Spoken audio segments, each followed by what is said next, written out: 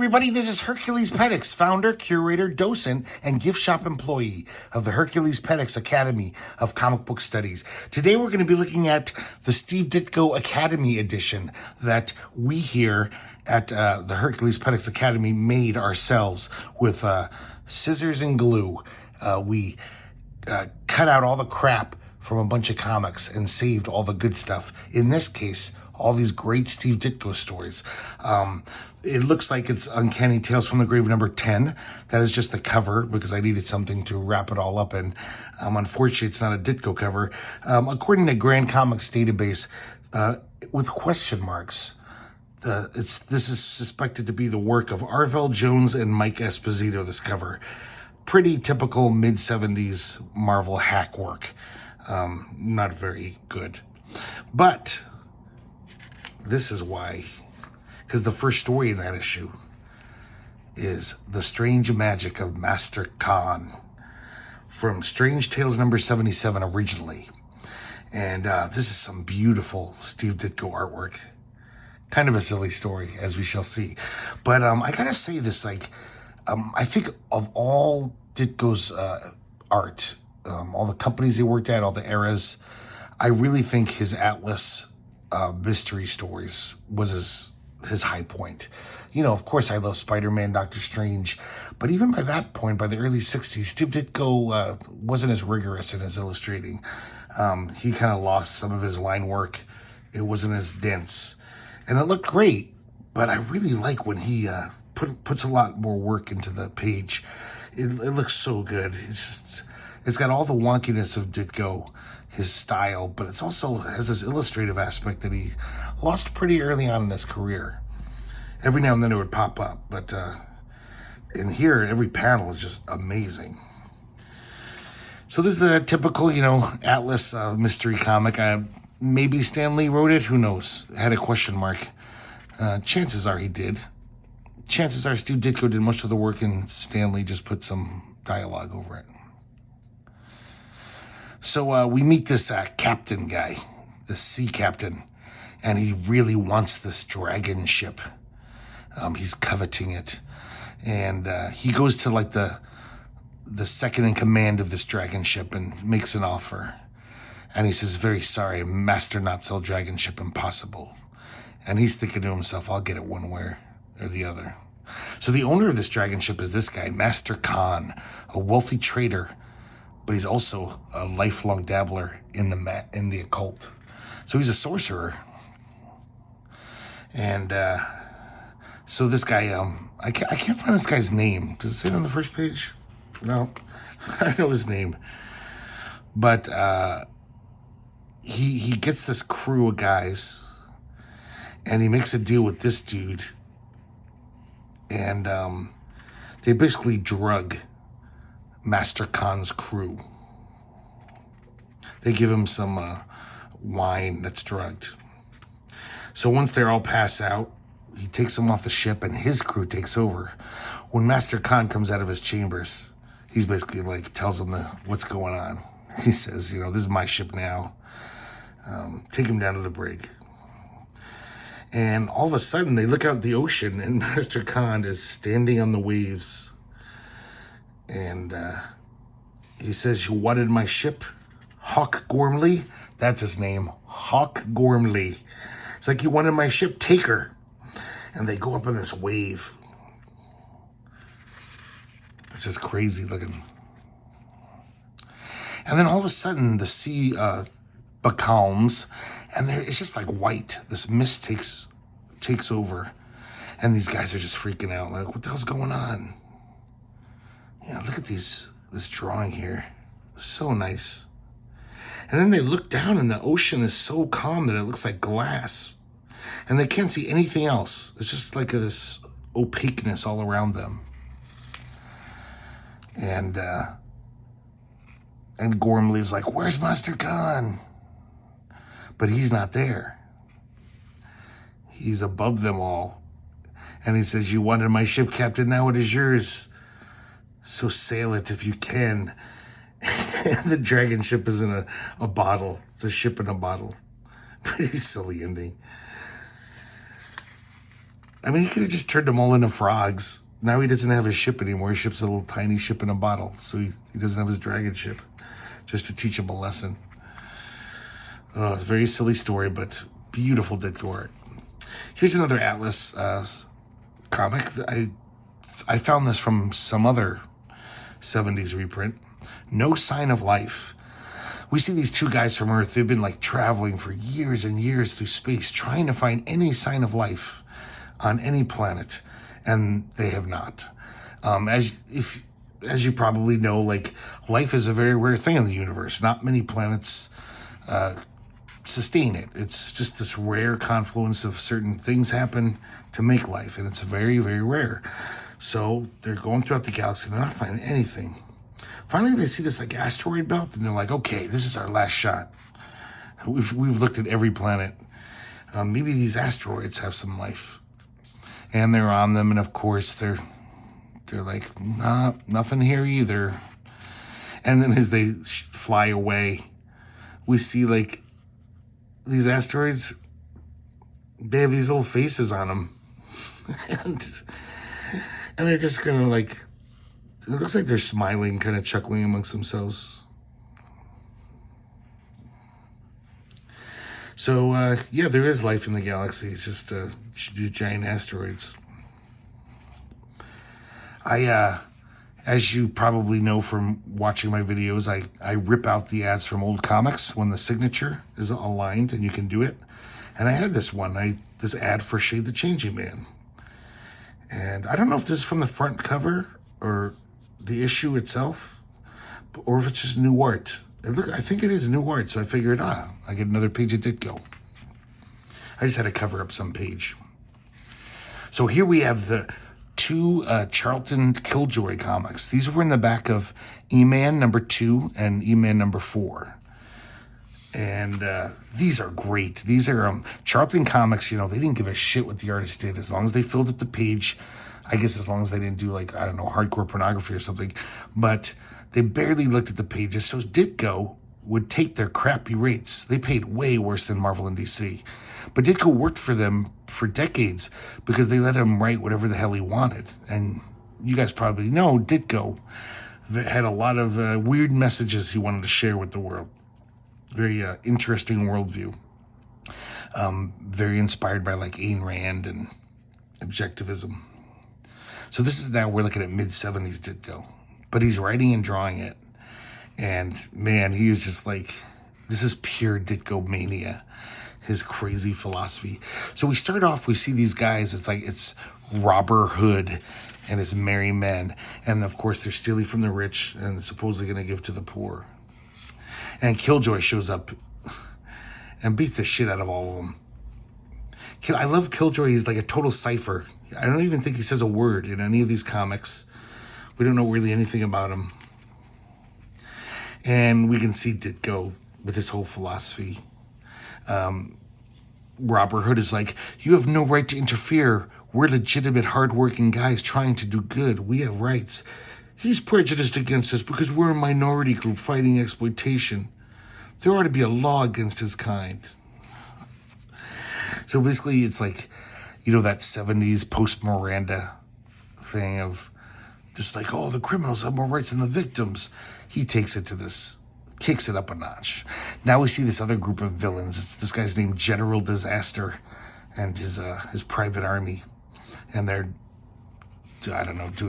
kidnapping some politicians up to no good. And Killjoy shows up again and beats the crap out of him. Killjoy's a very good fighter.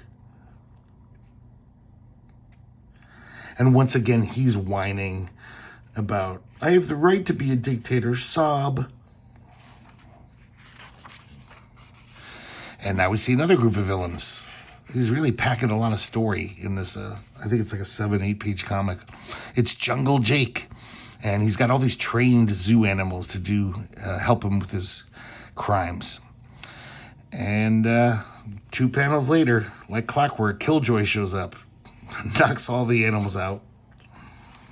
Look at this great fight choreography. Ditko was the master of this shit. Just his contorting bodies, doing all these crazy feats. And then we see this guy.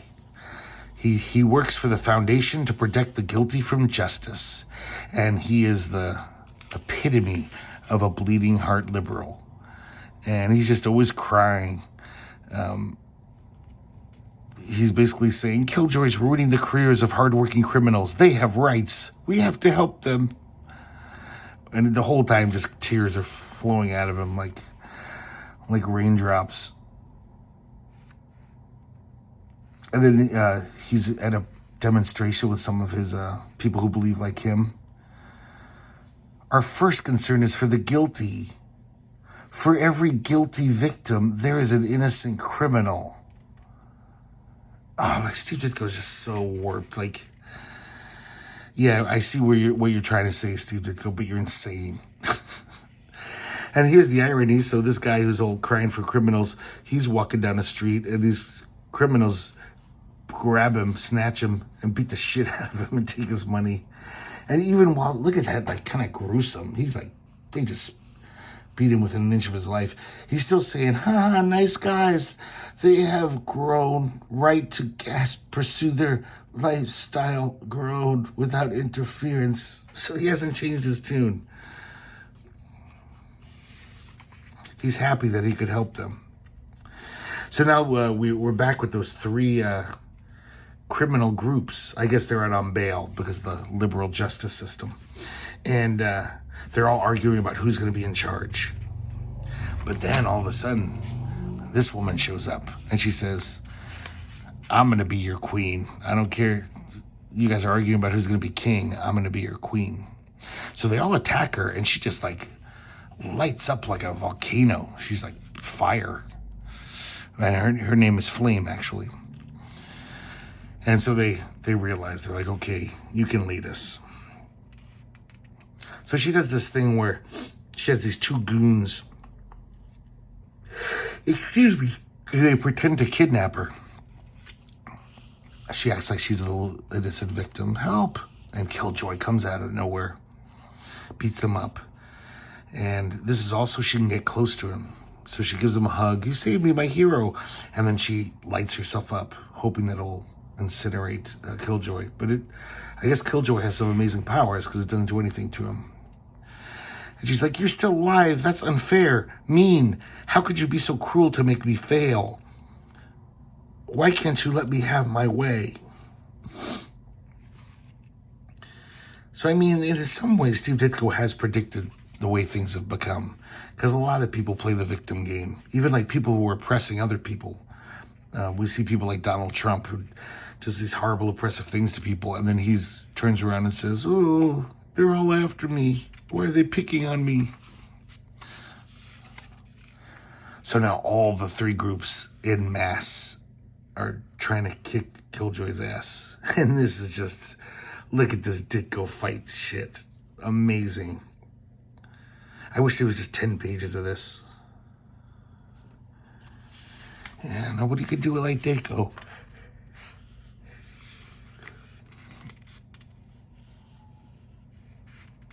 And so Killjoy prevails and rounds them all up for the Hooskow. And of course, they're all crying and whining. He was the second Killjoy back up from, this was from E-Man number 4. And there's this guy named Killer Dead. And he's firing at the cops to stand off. It's like, no one's going to take me alive. And Killjoy comes in and just quickly dispatches him. Puts a little parachute on him and throws him out the window right into the hands of the cops. And now we see this guy again. I think his name is Heart. The bleeding heart liberal guy. Give criminals the right to steal. Oh, so here's a page that I couldn't cover up. I had nothing to glue over it. This is showing you, if you're like kind of annoyed at me, if you're a comic collector who's like, oh, I can't believe he cuts up his comics like that. Look at this shit. That's why. Because this doesn't even, I just threw away all the other pages I could, but this one was on the back of a Ditko page, so I couldn't get rid of it. So now we see this like normal, civilian, and these criminals, I don't know, they're coming out of the woodwork. They're all trying to mug him, and they're all fighting about who gets to mug him. And of course, they're spouting the stupid Ditko shit. They're like, he's like, I'm exploited. His money is mine. Or his dollars are mine. He uses the dollar sign. Mine, I need, so I deserve. I want my share of others' money. No, me, I have a right to unearned money. It's like they're just talking like, I don't know, like it's like a Chinese communist propaganda comic. They're so stilted. And the guy getting mugged says, what about my right to my earned money? And they're like, keep out of this, you have no say, because it is your money. So Steve Ditko's so fucking nuts. Nobody thinks like this, even criminals. Criminals would just be like, just shut up, I'm taking your money. They would make this whole, you have no right to talk about your earned money. Oh, so stupid. So Killjoy, luckily, shows up and rescues the guy. And then all the muggers start fighting amongst themselves. And then Killer Dead escapes from prison again. Can't keep this guy down. So now we see this guy, SSS Snake. He's a super criminal. And he's robbing this place. Killjoy comes in again. But this time, this guy gets the better of Killjoy. Killjoy gets his ass beat for once. And of course, that little heart guy is just like, happy day, Killjoy failed, Snake escaped. Hooray. It's just how insane Ditko is. The most liberal person who's ever lived. Even the most bleeding heart liberal who wants criminals to have all these rights, whatever, due process and everything. There's never been a liberal who's been like, hooray for this criminal who robbed someone. They have the right to do that. I've never heard anyone argue that case. It's fucking ridiculous. Ditko was just, he was a nut. I admire the shit out of his artistry, but he was an idiot. So once this again, Killer Dead's trying to escape, and very quickly, Killjoy dispatches him, gets rid of his guns, and puts a little parachute on him again. Now we're back to the Snake guy. He's mugging some guy. Killjoy shows up again. And the Snake kicks his ass again. Or at least escapes. Some really nice fighting with this guy. He's kind of like Plastic Man to a certain extent. And Hart is overjoyed again. It's like, crime triumphs at last. The hero failed. The guilty got away. The innocent lost his money, but it's only fair that injustice triumphs. Oh, God. Why must the true always be right? And then we have, once again, Killer Dead escapes prison again. I'm going to have to re-glue this comic. It's not one of my better binding jobs. So then we meet this other dude, and he's like a Hart, espousing the same beliefs about the innocent and the guilty. And they become fast chums, as you can imagine, because they think alike. The guilty are innocent. Mercy is higher justice. The unearned is the deserving. The innocent are selfish. The honest are troublemakers. Reason is illogical. This is just pure propaganda, and this is in a mainstream comic book that was up there with Spider-Man and Superman, on the newsstands. But that's why Steve Ditko worked for Charlton. You could get away with this shit. And once again, then we cut back to Killer Dead. Killjoy shows up, puts a little parachute on him, and he's back in the hands of the law.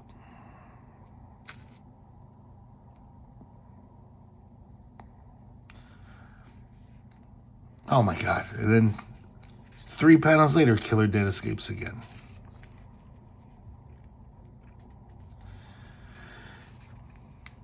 And Killjoy does the same exact thing. It's a very repetitive comic. And of course, the two guys are crying about it. Why does Killjoy do this? So there's this diamond, this amazingly expensive diamond, rare diamond. and SSS Snake is going to go steal it. But then all these other diamond-based villains come out of the woodwork. They all want to take it too. Diamond Head, I'm King of Diamonds, I'm Diamond Lady. He has like all these other stupid characters that are all diamond themed.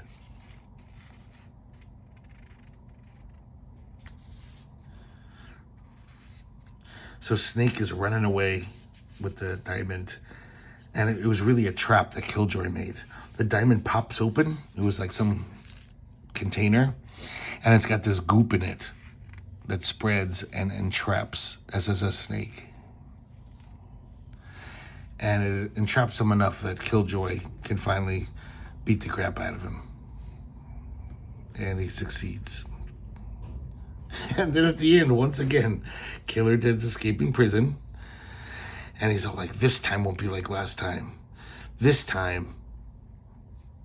Then he says, this time there's not going to be a this time. And he climbs back up his rope back to his cell. He realizes this is ridiculous. Killjoy's just going to bop me on the head again and send me back here. I really like this lettering. Very interesting. I've never seen Ditko do this kind of, expressive lettering. And I like that little end panel. So there you have it, the Steve Ditko Academy Edition. The